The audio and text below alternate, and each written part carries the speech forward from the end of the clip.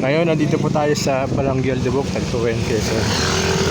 Meron po tayong mga video. Ito kasi manguka. Ito ba yung kahabaan ng Aldabok. Tapos sa unahan ay Barangay Hall. Sa amin, yung mga bata, ka-indensyon na adventure, tindahan, mga tricycle. Lahat na andito na. So, naisip lang natin ito sa YouTube para maganda tingnan.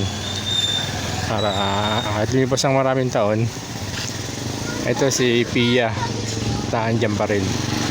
So, let's go to. Okay.